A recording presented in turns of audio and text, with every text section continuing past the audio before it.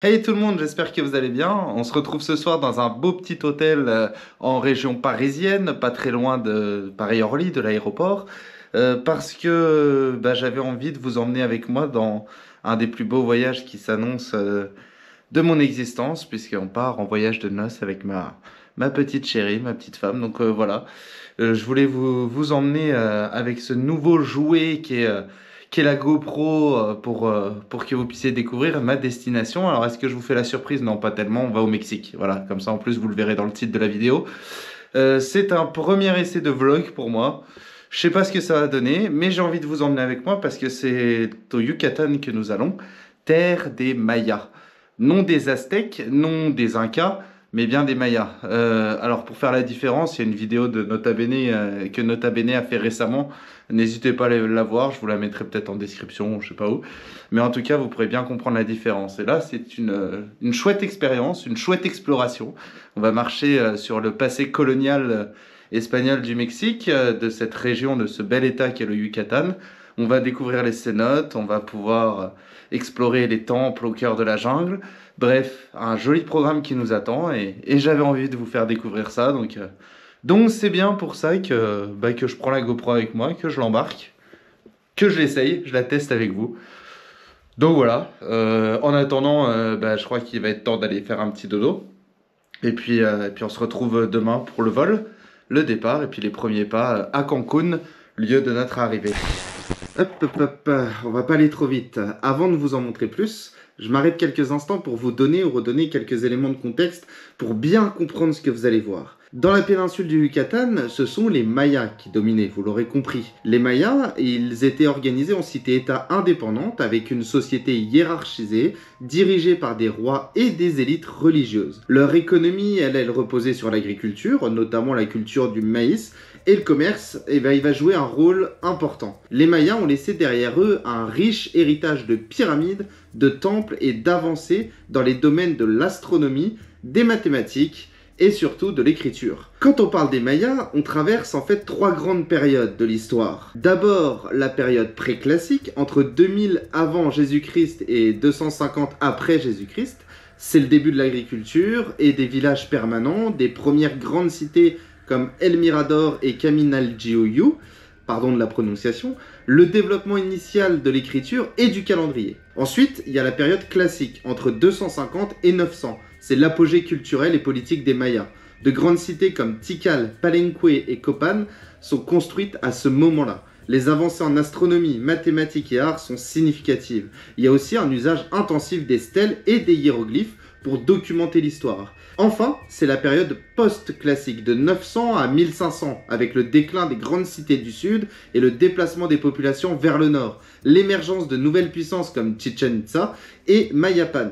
On y trouve une influence croissante des cultures extérieures, notamment les Toltecs, et c'est la fin progressive avec l'arrivée des Espagnols au XVIe siècle.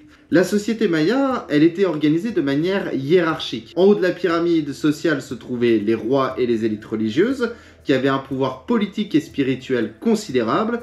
Ensuite venaient les nobles et les guerriers, suivis des marchands et des artisans, des agriculteurs, et enfin, tout en bas de l'échelle, on a les esclaves, comme dans toute civilisation.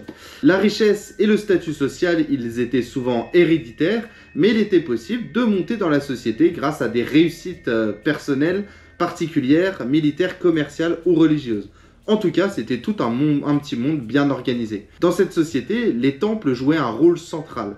Ils étaient des lieux de culte où les prêtres effectuaient des rituels religieux, y compris des sacrifices humains et des offrandes aux dieux. Les temples étaient également des centres de pouvoir politique, symbolisant ainsi la connexion entre le monde terrestre et le monde céleste. Ils servaient également de repères astronomiques pour suivre les mouvements des étoiles et des planètes, ce qui est crucial pour l'élaboration de leur calendrier sacré et de leur système de croyances. D'ailleurs, en parlant de croyances et d'étoiles, Vénus, elle jouait un rôle crucial. Il l'associait à divers dieux et attribuait des significations spéciales à ces cycles. Par exemple, Vénus était souvent liée à la guerre et à la régénération, et son apparition et sa disparition dans le ciel étaient interprétées comme des présages pour les événements politiques et sociaux. La mythologie maya, elle s'arrête pas là, elle était riche et complexe, mettant en scène de nombreux dieux et déesses associés à des aspects de la nature, des phénomènes astronomiques et des activités humaines. Les mythes mayas expliquaient l'origine du monde, des humains et des éléments naturels,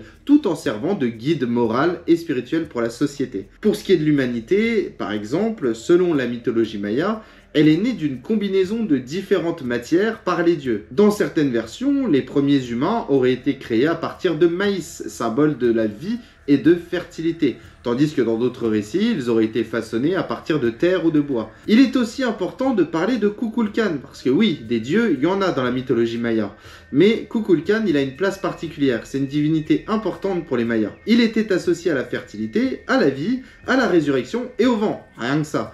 Kukulkan, il était souvent représenté comme un serpent à plumes, symbolisant à la fois la terre et le ciel. Il était vénéré à travers des rituels et des sacrifices, et son culte était répandu dans toute la religion maya, avec des temples dédiés à sa vénération. Il fallait que je vous fasse ce petit point pour que vous compreniez un peu ce que vous allez voir. Ça reste assez rapide, je le sais bien et je le conçois. C'est pour ça que si vous voulez en savoir plus, je vous renvoie vers les vidéos de Nota Bene qui sont plutôt bien faites sur le sujet. Maintenant que vous cernez un peu mieux le truc, je peux vous laisser avec les images de notre périple en terre yucatèque. Bon visionnage!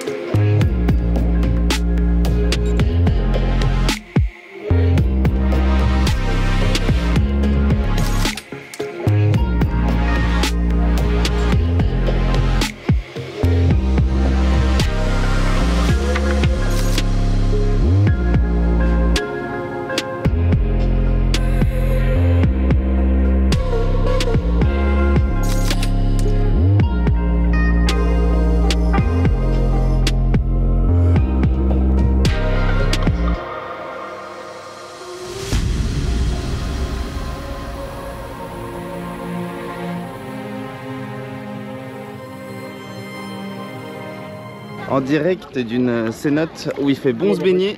L'eau elle est au moins 24 là à peu près. Dans un cadre idyllique au Mexique. Après le voyage, c'est super top. L'eau elle est super bonne. J'espère qu'avec tous les plans que je vous fais, vous pouvez découvrir un peu le Mexique comme moi. On est dans la cénote Azul, pas très loin du petit village colonial de Bacalar. Voilà, je gère pas encore très bien tout, hein, mais vous comprenez ce que je fais.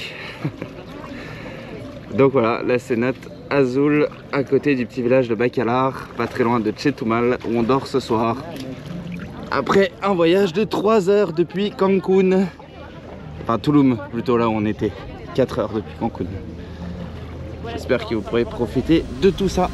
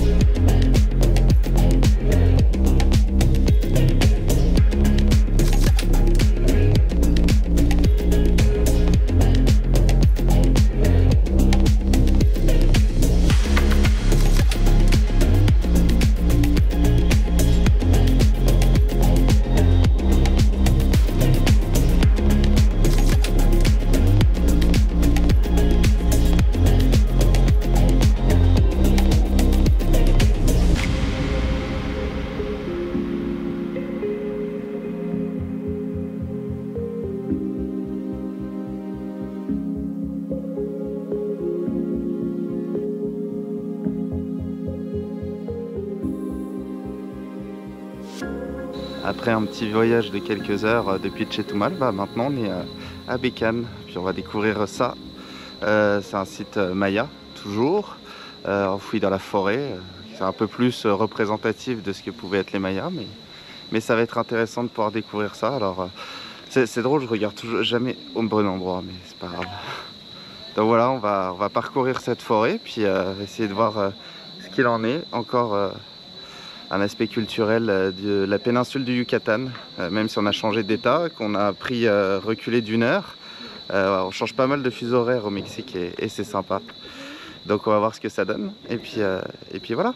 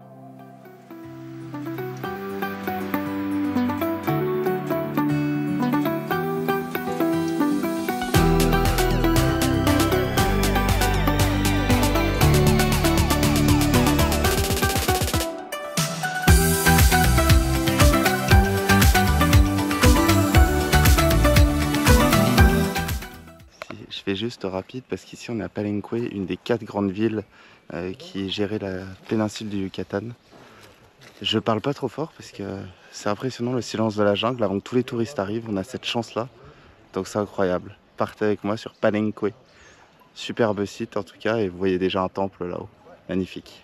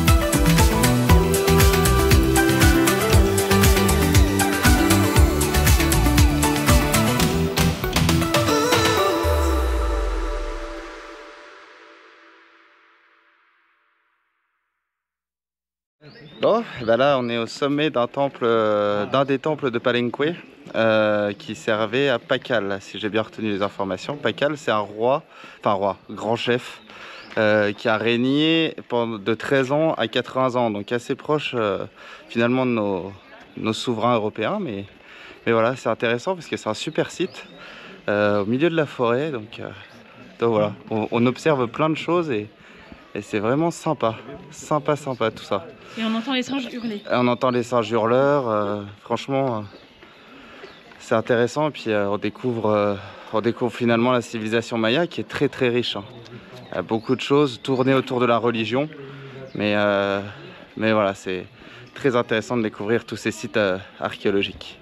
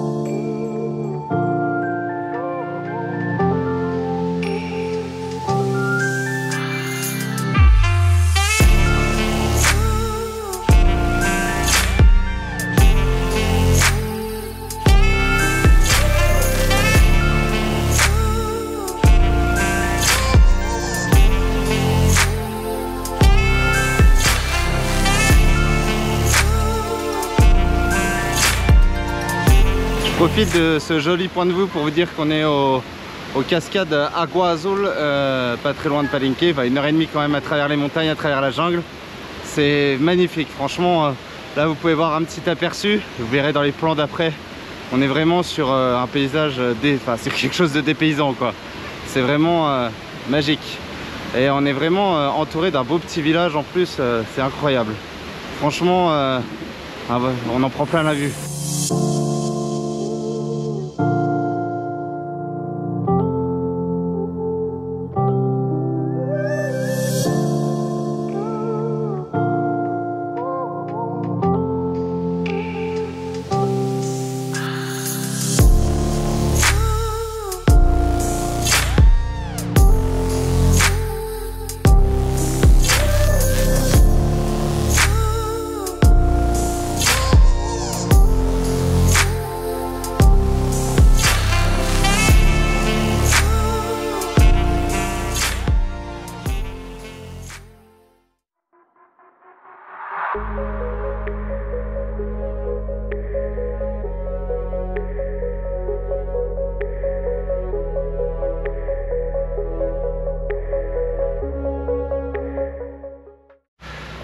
Alors là mes aïeux, on est bien, on est au bord de la mer. Alors la baie des Tortues ça s'appelle, on est sur le golfe du Mexique, incroyable, paysage magnifique. Là c'est les vacances, enfin, ça a toujours été les vacances mais on est top, on est au top. On va pouvoir se baigner, ça va être terrible, avec notre groupe en plus.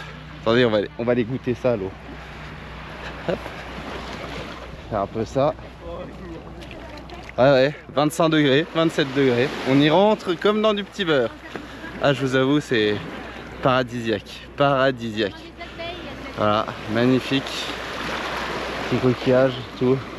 Le sable, il est doux, il est chaud. Et comme on aime, comme on aime.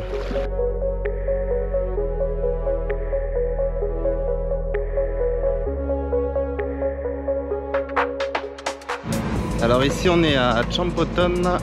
Champoton c'est un petit village de pêcheurs.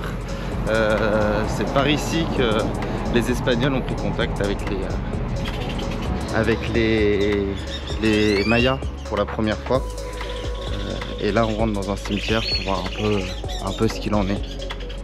C'est assez impressionnant. Coloré, très coloré ici. Et on verra un peu plus tard dans le séjour un autre type de cimetière.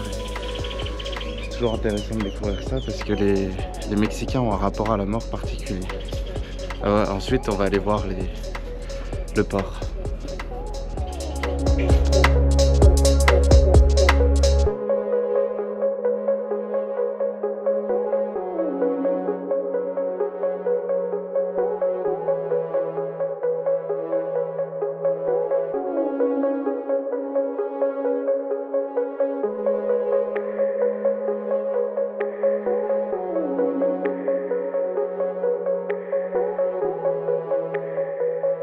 Ah, donc là on est devant le petit port de Champoton.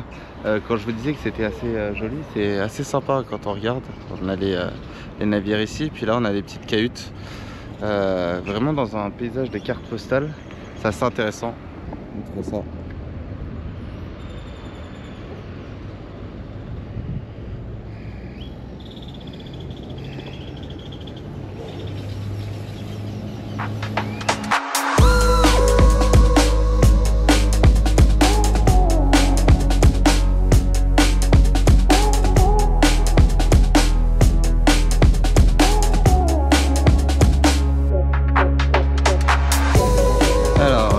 On est à Campeche, San Francisco de Campeche plus précisément. C'est une cité qui a été fondée par les franciscains espagnols au XVIe siècle, voilà, qui est assez proche de Cuba, enfin de la manière de faire de Cuba et qui a un style architectural assez particulier.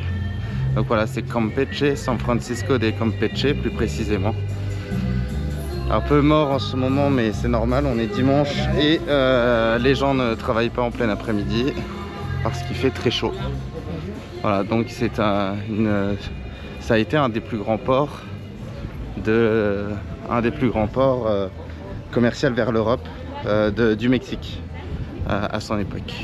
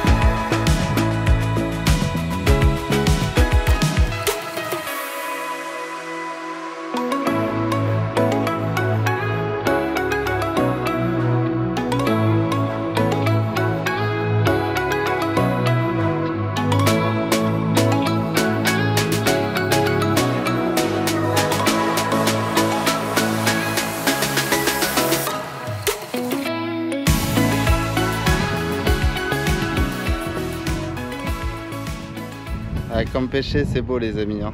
C'est beau les amis, là on est au bord de la mer, magnifique. Là il y a une petite statue jolie et puis surtout ce magnifique paysage que vous avez là, l'océan, le soleil qui se couche, c'est très beau, hein. Très très beau, magnifique. Puis là derrière il y a la zone hôtelière, mais vous avez pu voir qu'on a vu la partie historique. Il y a de quoi faire, hein. Puis ce soir on va se balader dans la ville avec les éclairages, donc chouette, vraiment très chouette. Superbe découverte, superbe découverte. Regardez ça.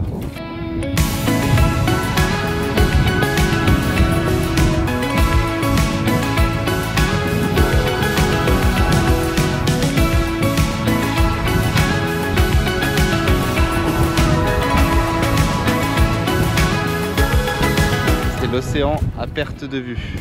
L'océan à perte de vue. Le golfe du Mexique, hein, toujours.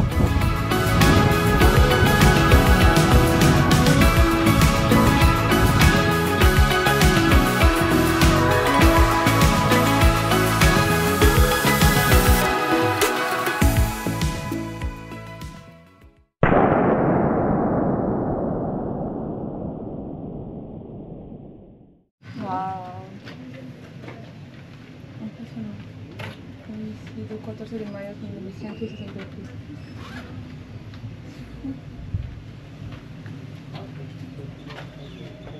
tu vois les os. Là, bébé, t'as vu, c'est là, tu vois bien les os. Ils ont incroyablement bien été. Regarde là. Ah oui. C'est... On va faire une vidéo avec ça. C'est bien. Je prends 2-3 minutes pour expliquer. Bon, alors là, les amis, on est dans un cimetière mexicain assez particulier. Alors, c'est pas représentatif de tout le Mexique, mais en tout cas, ils ont exposé les restes humains. C'est assez étrange. Un rapport à la mort très différent, comme je vous avais expliqué hier. Mais c'est particulier. Parce qu'on voit encore les cheveux, on voit encore des objets qui leur appartiennent. Et c'est franchement insolite, on va dire, comme découverte. Et puis il expliquait qu'apparemment tous les gens ils reprenaient le corps, ils les lavaient. Parce qu'apparemment lorsqu'on sort le corps à l'air, il se décompose moins vite. Donc du coup la famille apparemment lavait tout le corps. Et même là on arrive à voir les cheveux et tout, c'est vraiment impressionnant de voir des os humains. Regardez ça là. C'est fou. Et c'est un bel hommage, hein, c'est une belle preuve d'amour. C'est fleuri, c'est coloré. Ouais, enfin, c'est pas triste comme chez nous, quoi. Il y a du vert, il y a du bleu, du violet. Ouais, c'est vraiment très coloré. On fête la mort en fait. C'est un moment festif où on rejoint l'au-delà et il y a des... regardez ça. C'est vraiment particulier, il y a un mélange de tout, de superstition, mais on est là-dedans. Voilà, tous les ans, ils reviennent laver les corps, hein, c'est ce que disait notre guide, ce que disait Julie aussi juste avant. Ils font à manger, à boire, ils font de la musique toute la nuit, ils dansent. Ils font à manger, ils l'associent un peu pour les morts. Et ils mangent aussi eux, ils font la fête. C'est vraiment une fête vraiment importante. Bon, on est un peu dans un petit labyrinthe.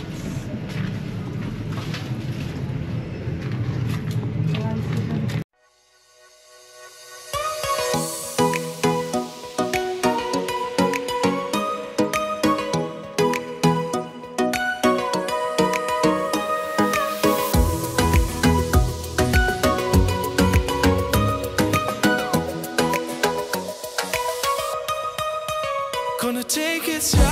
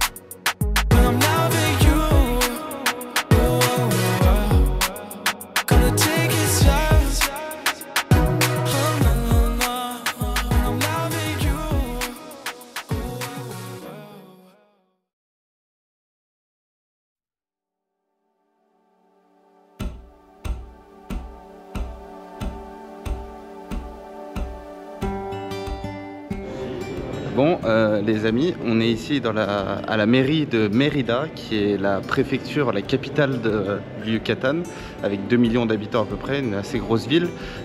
Mais dans cette mairie, ce qui est intéressant, c'est qu'on y découvre des fresques qui retracent l'histoire maya, en quelque sorte, l'histoire de la République et tout ça, une petite synthèse de tout ce qu'on a vu dans ce trajet, et c'est hyper intéressant. Donc je vous laisse avec quelques images.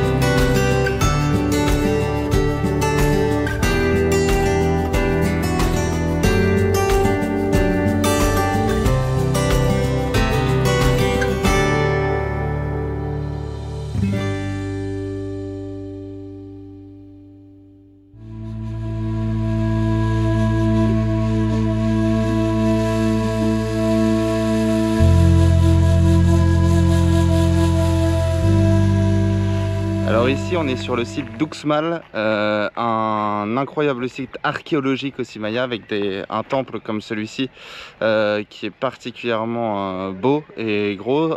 Celui-ci a été rénové, il a une forme ovale et on célèbre ici la pluie, en tout cas parce que notre guide nous expliquait que l'eau est surtout souterraine, très peu en surface ici dans le Yucatan. Donc voilà, c'est ce site-là qu'on visite, Uxmal, avec beaucoup de particularités, même si dans l'architecture on retrouve beaucoup de choses des Mayas.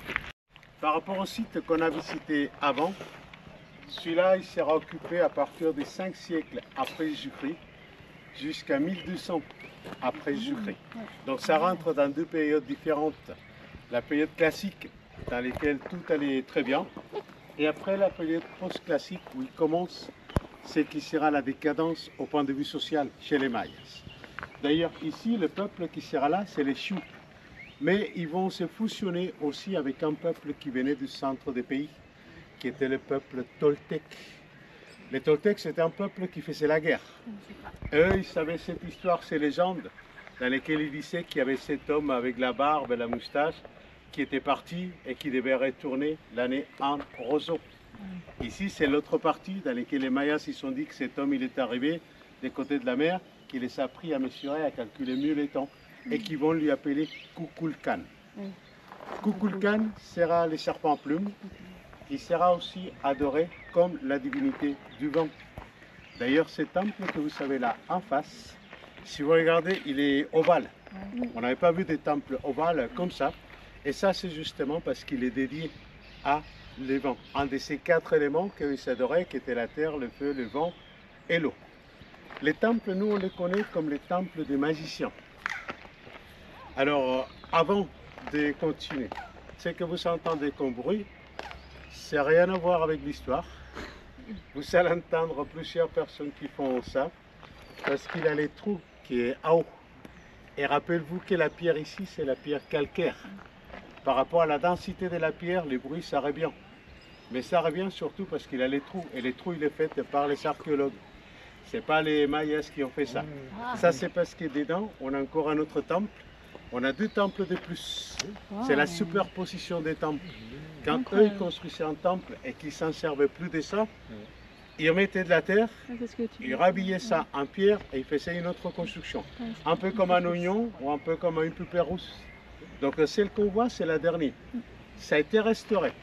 La partie que vous voyez blanche sur la droite, ils ont enlevé la pierre d'origine et pour éviter que ça se voit trop la restauration, ils ont fait des contreforts à l'intérieur. Et après, ils ont remis la pierre d'origine à sa place. Comme ça, on a la forme et les structures, elle est sauvée. Pourquoi elle est sauvée? Parce qu'à cause de l'infiltration d'eau, à l'intérieur, comme c'était un tumulus de terre, ça commençait à se défaire. Et il commençait à se former un espace de vide entre la pierre et ce qui restait comme terre. Et c'est pour ça qu'ils ont fait justement ces sortes de travaux. Les temples, nous on appelle les temples des magiciens. Et c'est par rapport à une légende qui est racontée sur un manuscrit qui s'appelle les Popol Vuh, qui est écrit par le peuple maya, dans lequel il disait qu'il en avait une dame, qu'eux ils vont la surnommer comme la vieille. La vieille, c'était une femme d'une 50aine d'années. Mais rappelez-vous qu'à l'époque, 50 ans, c'était la fin de leur cycle. Tout était passé sur 52. Donc cette dame, elle a voulu avoir un enfant, qu'elle a eu l'enfant, mais que le petit qu'elle aura, c'était un tout petit, 1 an, d'un mètre 20. Mais que cet homme, par rapport à la date de sa naissance, il deviendra le chef de Uxmal. Que pour devenir le chef, il devait passer des preuves importantes. Une des preuves, c'est de savoir le nombre de feuilles qu'il y avait dans l'arbre sacré qui est là, que c'est la Ceiba. Et après, je vais vous dire comment on sait et comment on peut trouver de l'eau à partir de cet arbre.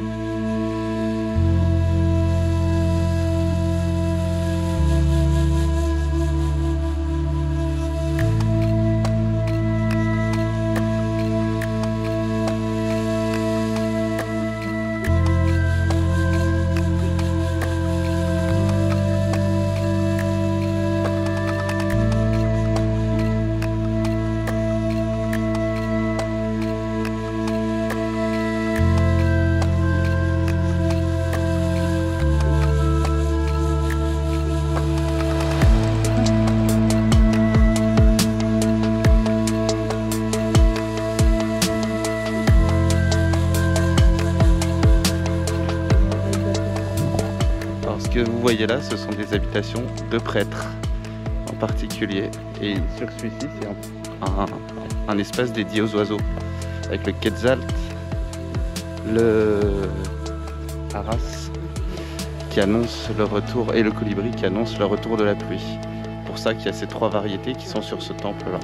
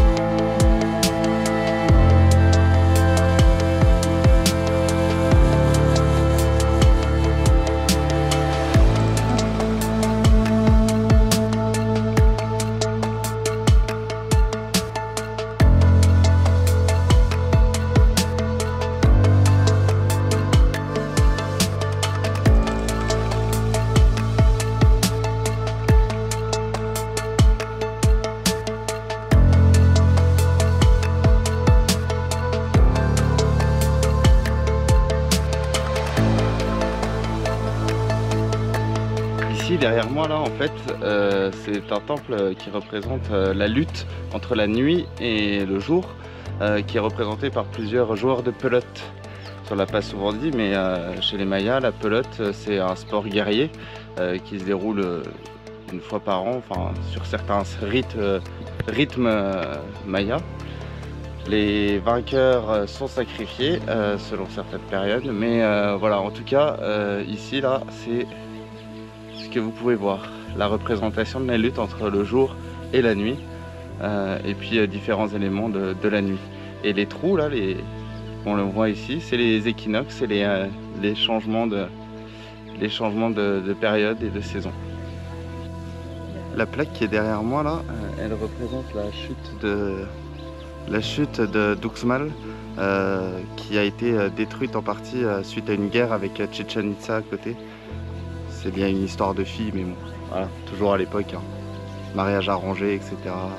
Voilà, donc cette plaque là, elle est protégée parce qu'elle est assez ancienne et elle raconte l'histoire de la chute d'Uxmal.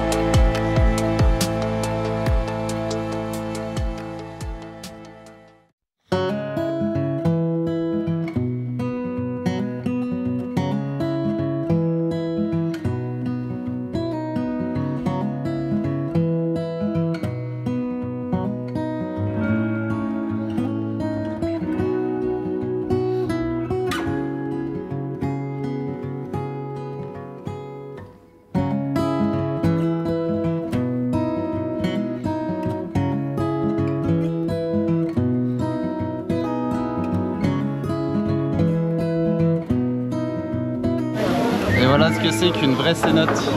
Une vraie cénote. Incroyable. Et on va sauter là-dedans et on va se baigner. Magnifique, regardez ça.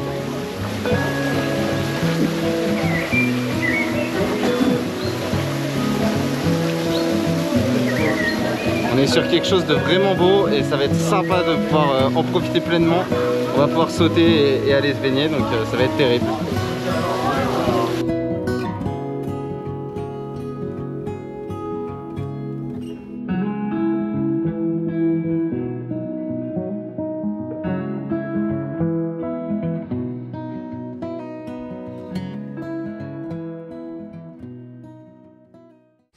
Dans le petit train en partance, oui, aujourd'hui je filme avec mon téléphone parce que sur le site de Chichen Itza, les GoPro c'est pas très conseillé. Et donc là on est dans le petit train en partance pour le site de Chichen Itza qu'on va visiter. Dernière visite du séjour, c'est un peu triste. Mais c'est comme ça, toute bonne chose a une fin. Donc voilà, on va aller découvrir ce site, cette grande cité maya. Importante aussi, et dernier site archéologique que l'on voit de notre séjour.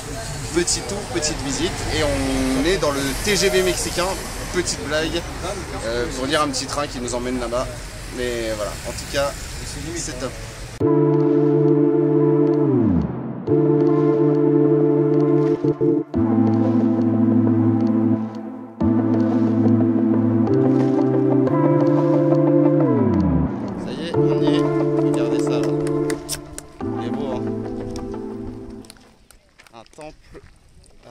Pas une pyramide. Pourquoi pas une pyramide? Parce que en haut, déjà une pyramide c'est pour y enterrer des gens, et ici on n'y enterre pas des gens, c'est pour les cérémonies des prêtres.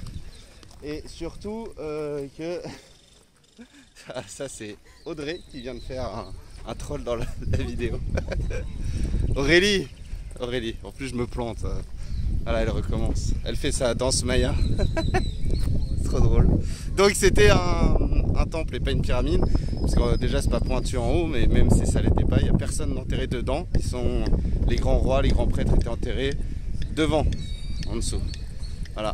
Et donc Chichen Itza, ça ressemble à ça. Il y en a là aussi.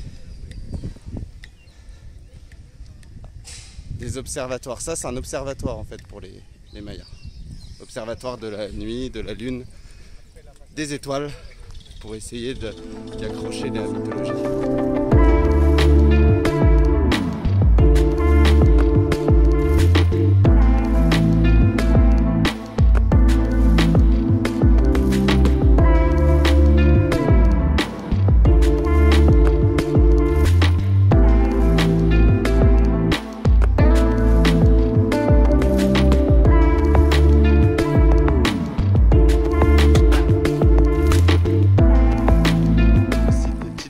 ça, si je réexplique rapidement, il était dédié à la construction de calendriers et à l'observation de Vénus. C'est bien compris. Il y a beaucoup d'éléments qui sont donnés, mais voilà. Et le temple derrière, là, avec ses différentes marches, représente le cycle d'une année avec 365, voilà, les 365 jours, 365 marches et escaliers différents. Et donc on a ici toute la structure d'une cité maya.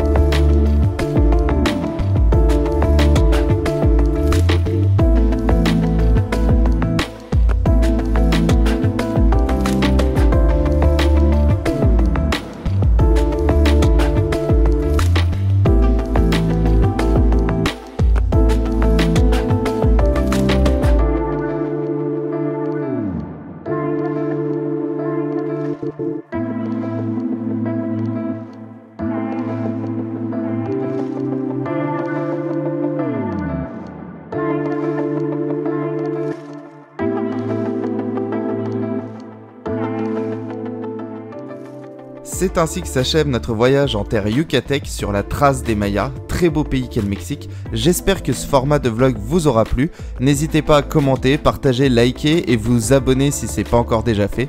A bientôt pour un nouveau jour d'histoire.